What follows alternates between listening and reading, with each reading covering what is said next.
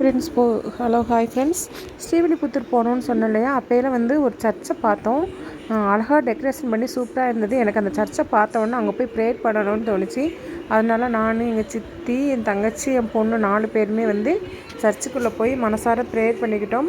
என்ன ப்ரேயர் பண்ணோன்னு பார்த்தீங்கன்னா, பிறக்கிற வருஷம் எல்லாத்துக்கும் நல்ல வருஷமாகவும், எங்களுக்கும் நல்ல வருஷமாகவும், எத்தனையோ மக்கள் இந்த வருஷத்தில் வந்து நிறைய வந்து, அதாவது பண விஷயத்தினால கல்யாணம் முடியாமலும், நிறைய பேருக்கு அன்னாட ஒரு வேளை சாப்பாடே கிடைக்காமலும், நிறைய முதியோர்கள் வந்து என்ன சொல்கிறது, ஒரு அன்புக்காகவும் ஆதரவுக்காகவும் ஒரு வேளை சாப்பாட்டுக்காகவும் ஏங்கிக் கொண்டும் இப்படி எத்தனையோ பேர் இருப்பாங்க.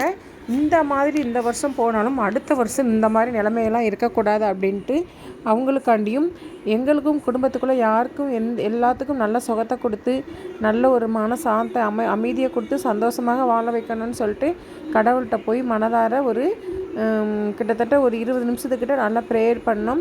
அந்த சர்ச்சு பார்த்திங்கன்னா அவ்வளோ அழகாக டெக்கரேஷன் பண்ணி வச்சுருந்தாங்க. ஸ்ரீவில் இருக்கிற மாதா கோயில் சர்ச்சு தான். சரின்னு சொல்லிட்டு ப்ரேயர் பண்ணிவிட்டு அப்படியே எங்கள் சித்தியும் சித்தி பொண்ணும் நாளைக்கோ நாளை மறுநாளோ ஒரு 2 நாளில் ஊருக்கு போயிடுவாங்க. அவங்க இருந்த இத்தனை நாள் வந்து எங்களுக்கு ரொம்ப நல்லா ஜாலியாக இருந்துச்சு. அவங்க ஊருக்கு போகிறத நினச்சி மனசுக்குள்ளே ஒரு சின்ன வேதனையும் இருந்தது.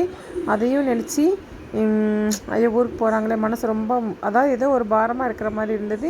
அதையும் நினச்சி கடவுள்கிட்ட ப்ரேயர் பண்ணிவிட்டு இருக்கிறவங்களுக்காகவும் இல்லாதவங்களுக்காகவும் கடவுள்கிட்ட நல்லா ப்ரேயர் பண்ணோம்.